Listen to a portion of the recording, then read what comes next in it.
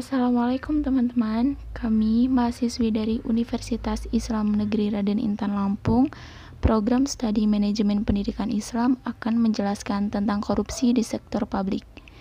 Sebelumnya, perkenalkan nama saya adalah Rizky Amelia, dan kedua rekan saya yaitu Intan Purnama dan Anggi Novitasari. Sebelum masuk ke pembahasan, apa sih sebenarnya korupsi itu? Jadi, korupsi adalah tingkah laku individu yang menggunakan wewenang dan jabatan guna mengeduk keuntungan pribadi dan merugikan kepentingan umum. Kemudian, korupsi telah didefinisikan secara jelas oleh UU Nomor 31 Tahun 1999 dan UU Nomor 20 Tahun 2001 dalam pasal-pasalnya. Berdasarkan pasal-pasal tersebut, terdapat 33 jenis tindakan yang dapat dikategorikan sebagai korupsi. 33 tindakan tersebut dikategorikan ke dalam 7 kelompok, yaitu yang pertama adalah korupsi yang terkait dengan merugikan keuangan negara. Yang kedua, korupsi yang terkait dengan suap-menyuap. Yang ketiga, korupsi yang terkait dengan penggelapan dana jabatan. Yang keempat, korupsi yang terkait dengan pemerasan. Yang kelima, korupsi yang terkait dengan perbuatan curang. Yang keenam, korupsi yang terkait dengan benturan kepentingan dalam pengadaan. Dan yang ketujuh, korupsi yang terkait dengan gratifikasi. Korupsi di sektor publik.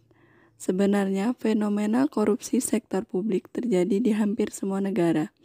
Bukan hanya di Indonesia yang masuk dalam kategori negara yang belum mapan secara ekonomi. Namun, korupsi sektor publik pun terjadi di negara yang sangat mapan perekonomiannya, seperti Saudi Arabia.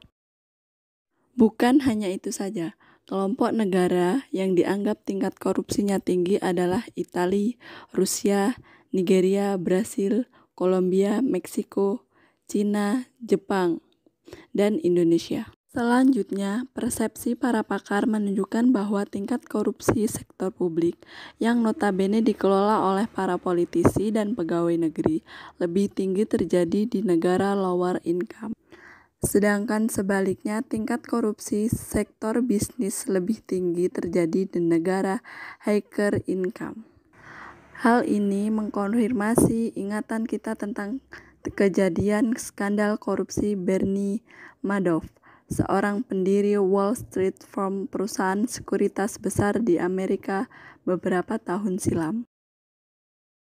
Baiklah, di sini saya akan menjelaskan materi yang ketiga, yaitu penyebab dan strategi penanggulangan korupsi di sektor publik. Terlebih dahulu, saya akan menjelaskan apa itu penyebab korupsi di sektor publik. Seluruh pakar sepakat ada 3 penyebab utama timbulnya korupsi di sektor publik, yaitu yang pertama ada buruknya norma para politisi dan pegawai negeri. Yang kedua, kurangnya pengawasan, pengendalian, dan audit. Yang ketiga, resiko hubungan antara bisnis, politik, dan negara. Kelompok negara higher income menambahkan faktor budaya sektor publik, sedangkan kelompok negara lower income menambahkan salah kelola manajemen serta kurangnya komitmen pimpinan sebagai penyebab lainnya. Selanjutnya, saya akan menjelaskan tentang strategi penanggulangan korupsi di sektor publik. Para pakar merumuskan 6 bidang strategi utama dalam penanganan korupsi, yaitu yang pertama ekonomi, yang kedua pendidikan, yang ketiga budaya publik, yang keempat organisasi atau birokrasi, yang kelima politik, dan yang keenam penindakan atau hukum. Dalam bidang ekonomi, kedua kelompok menekankan agar bank dan lembaga keuangan lebih transparan memberikan informasi keuangan publik, termasuk keuangan partai politik. Kemudian, perbaikan standar hidup menjadi prioritas penting kedua. Namun demikian, kedua kelompok berbeda pandangan, terutama pada aspek peningkatan gaji para politisi dan pegawai negeri, yang lebih diusung oleh kelompok negara lower income. Untuk bidang pendidikan, kedua kelompok untuk menekankan 3 aspek, yaitu Yang pertama, keterbukaan informasi publik. Yang kedua, informasi publik lebih ditingkatkan. Dan yang ketiga, program pengajaran untuk mempengaruhi perilaku pegawai negeri.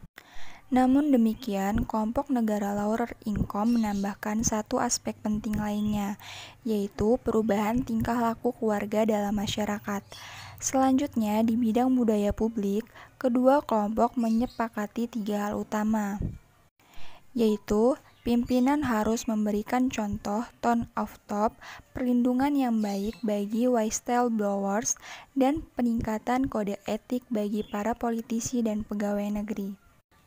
Kemudian, terkait perbaikan organisasi atau birokrasi, kedua kelompok menyepakati 2 hal utama, yaitu peningkatan pengendalian intern dan supervisi, dan pemilihan pejabat publik secara selektif. Yang menarik, di bidang politik kedua kelompok bersepakat untuk memprioritaskan perhatian pada transparansi keuangan partai politik dan meningkatkan komitmen para politisi.